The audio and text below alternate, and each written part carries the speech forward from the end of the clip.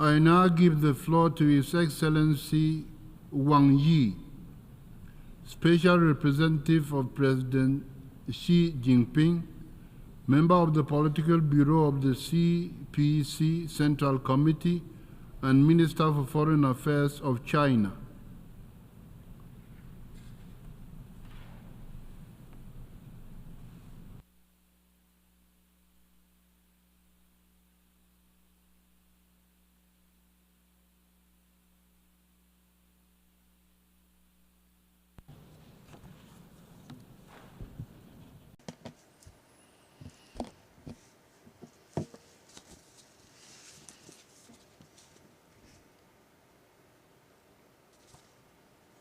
Mr. President, colleagues, today, humanity has once again come to a historical crossroads. We are facing a changing and turbulent world. Challenges of insecurity, imbalanced development, and ineffective governance are increasingly prominent. Hotspot conflicts, major country confrontation, and geopolitical tensions keep emerging. The future of this planet is becoming a cause for growing concern. Meanwhile, we are also embracing a world full of hope. Multipolarity and globalization have become the unstoppable trend of our times. The aspirations of the Global South nations for modernization has never been stronger. Our stride toward modernization has never been more steadfast. This institution, the United Nations, embodies the aspirations of people across the world for lasting peace and common prosperity, and bears witness to the glorious journey of the international community coming together in pursuit of progress. President Xi Jinping stressed on multiple occasions that the role of the UN should be strengthened, not weakened. Amid global transformation not seen in a century, what China calls for is to follow the trend of the times, keep to the direction of human progress, and make the right choices of history. What China proposes is to uphold peaceful coexistence and put in place a security architecture that ensures enduring stability, uphold openness and inclusiveness, and foster a development paradigm that promotes shared prosperity, uphold harmony without uniformity, and adopt an approach to civilizations that promotes exchange and mutual learning, and adopt fairness and justice and develop a governance structure that pulls strengths for shared benefit. In today's world, the security of all countries is tied together. In face of various kinds of global challenges and risks, no one can stay immune or enjoy security alone. Countries need to be guided by a vision of common, comprehensive, cooperative, and sustainable security. We should respect each other's sovereignty and territorial integrity, take the legitimate security concerns of others seriously, and resolve disputes and differences through dialogue and consultation. We should actively explore a path for major countries to coexist in peace and work for a new type of international relations characterized by mutual respect, fairness, justice, and win-win cooperation. In today's world, the development of all countries is deeply integrated. If the rich get richer while the poor remain poor, then everyone is born equal would become an empty slogan, and fairness and justice would be even more elusive. Achieving modernization is a legitimate right of the people of all countries, not a prerogative of a few. We should be committed to advancing global modernization and ensure that no one and no country is left behind on the journey toward modernization.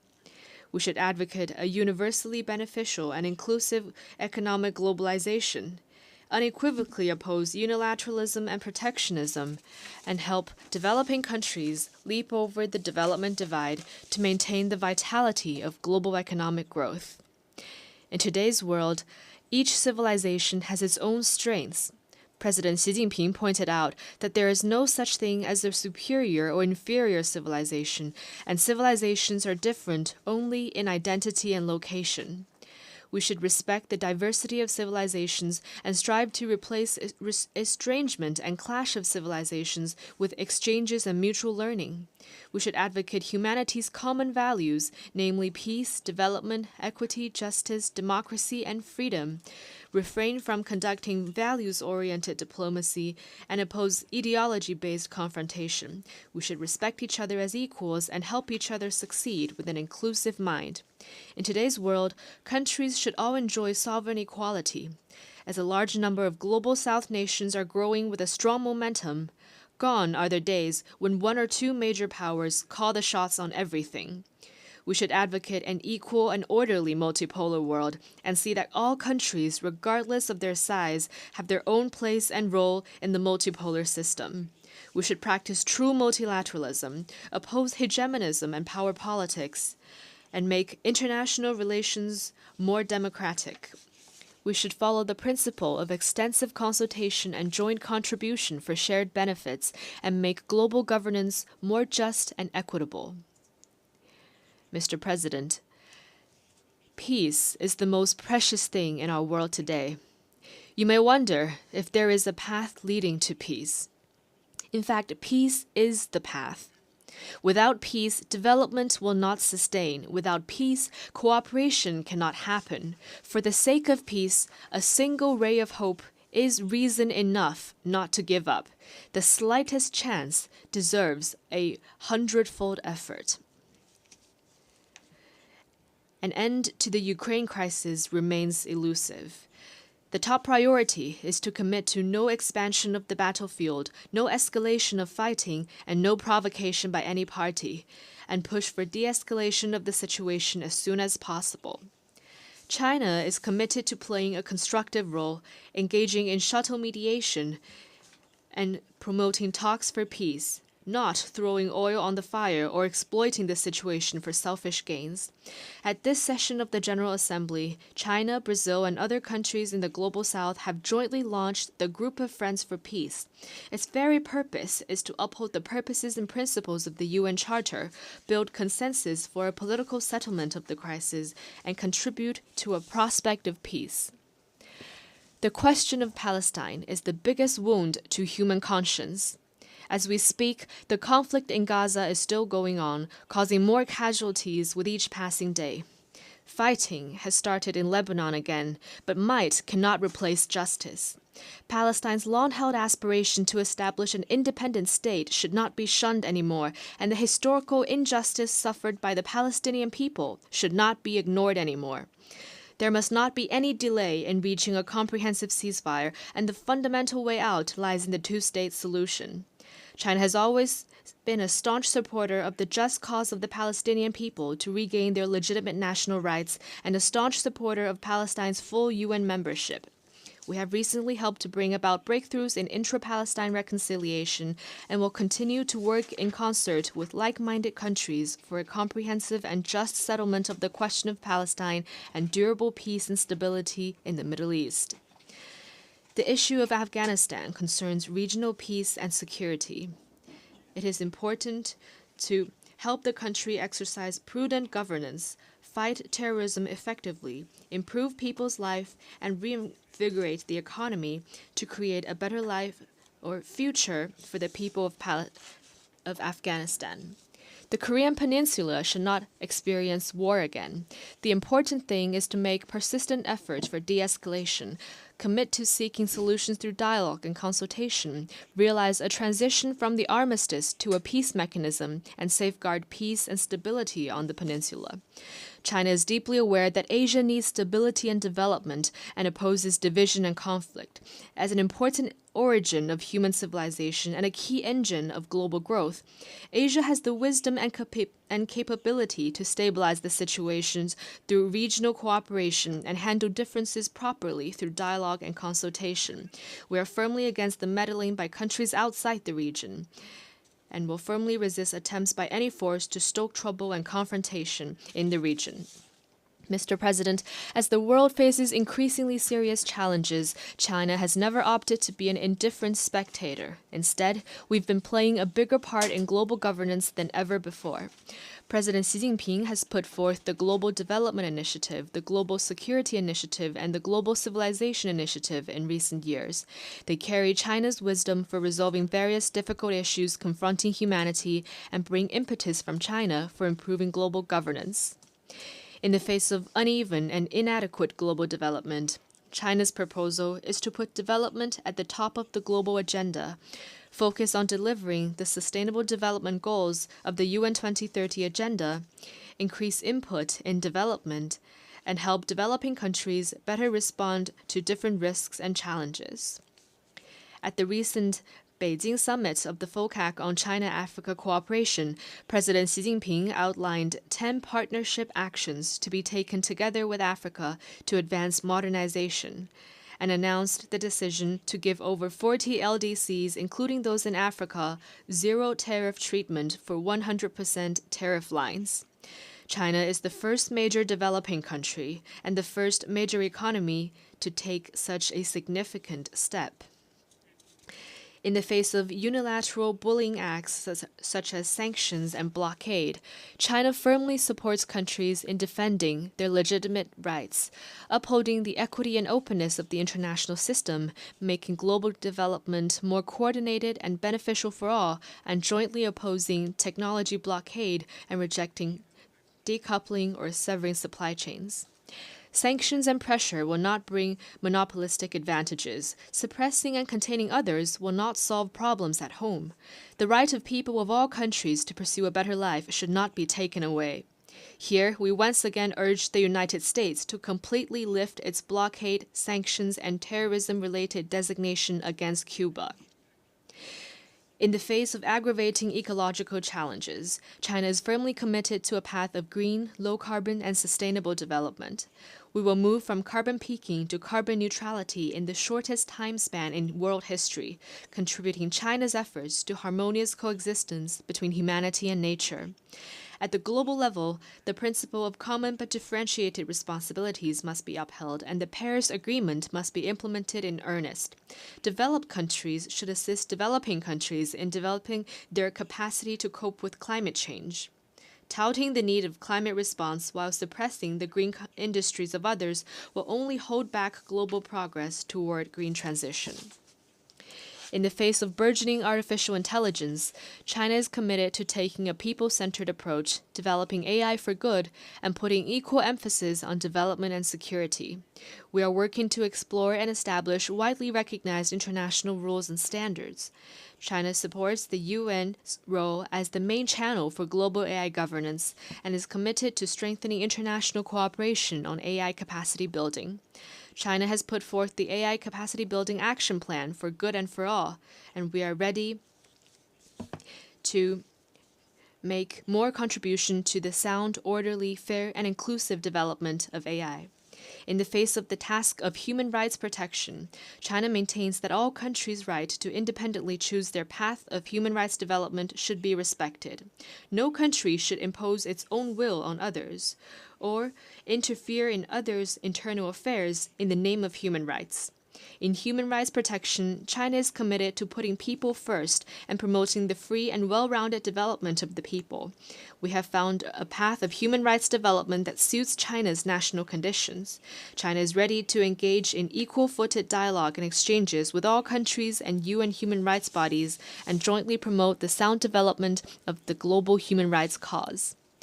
Mr. President, Taiwan is an inalienable part of China's territory. This is the history and the reality. Both the Cairo Declaration and the Potsdam Proclamation stated in explicit terms that all the territories Japan had stolen from the Chinese, such as Taiwan and the Penghu Islands, shall be restored to China. And this constitutes an important part of the post-war international order.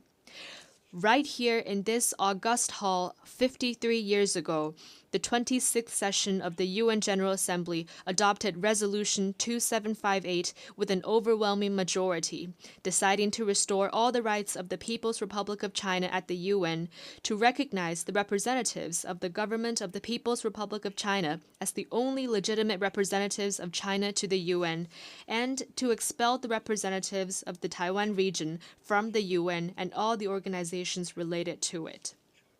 Once and for all, the resolution resolved the issue of the representation of the whole of China, including Taiwan, in the UN. It made clear that there is no such thing as two Chinas, or one China, one Taiwan. On this matter of principle, there is no gray zone or room for ambiguity. The complete reunification of China will be achieved. Taiwan will eventually return to the embrace of the motherland. This is the overwhelming trend of history that no one and no force can stop. Mr. President, in a few days' time, the People's Republic of China will celebrate the 75th anniversary of its founding. Over the past 75 years, no matter how the world changes, China's dedication has not changed. It is dedicated to pursuing happiness for the Chinese people and the rejuvenation of the Chinese nation. It is also dedicated to human progress and world harmony. In the course of seeking its own development, China has kept in mind the common interests of the whole world, generating new opportunities for the world through its own development. Not long ago, the third plenum of the 20th CPC Central Committee made an important decision on further deepening reform comprehensively to advance Chinese modernization. It will set in motion a new journey where China joins hands with the world in common development and progress. Chinese modernization will contribute robustly to world peace. The Chinese culture values peace, and the Chinese nation has no tradition of external expansion. China, once a victim of foreign power bullying, knows full well the value of peace and the hard-won gains of development. In fact, China is the only major country that has written peaceful development into its constitution, and the only country among the 5 nuclear weapon states to pledge no first use of nuclear weapons. We're actively exploring and putting into practice the Chinese way of addressing hotspot issues, boosting the prospects for resolving the security dilemma and improving security governance, and paving the ground for conflict settlement and peace building. Every step in China's development is an increase in the force for peace. Chinese modernization will contribute robustly to common development for all. China does not only care about its own development, we are ready to develop hand in hand with all countries. By further expanding high standard opening up, China is aligning proactively with high standard international economic and trade rules to foster a market-oriented, law-based, and world-class business environment. China has realized full mutual visa exemption with many countries and is expanding its unilateral visa waiver program to facilitate two-way personnel flows. China is vigorously promoting high-quality Belt and Road cooperation, a concrete step to support the 2030 Agenda for Sustainable Development. China will also speed up the implementation of the 8 measures in support of Global South cooperation and the series of initiatives supporting Africa's peace and development, in order to help countries in the Global South stride toward modernization. Chinese modernization will contribute robustly to improving global governance. China has been an abiding supporter of the UN's continued reform and development to bring about a modernized UN 2.0. The international financial system needs to be more fit for the times, and global governance should be more balanced and effective. China will continue to fulfill its international obligations, provide financial support, and send our best minds to the United Nations. The UN system needs to respond to the legitimate calls of developing countries and increase the representation and voice of those in the Global South. Chinese modernization will contribute robustly to the advancement of human civilization. Chinese modernization is rooted in China, but has also drawn on the achievements of other civilizations. It has created a new form of human advancement and provided a new choice to other countries in exploring modernization paths. China advocates that different civilizations respect and learn from each other to jointly advance the cause of human civilization. China has proposed the setting up of an international day for dialogue among civilizations. We call for more people-to-people exchanges and cooperation across the world to promote understanding and amity among people around the world. Mr. President, next year will mark the 80th anniversary of the victory of the World Anti-Fascist War and the founding of this very organization. China stands ready to work with all countries to renew the founding purposes and mission of the UN, reaffirm our steadfast commitment to the UN Charter, advocate and practice true multilateralism, build a community with a shared future for mankind, and jointly usher in a better world. Thank you.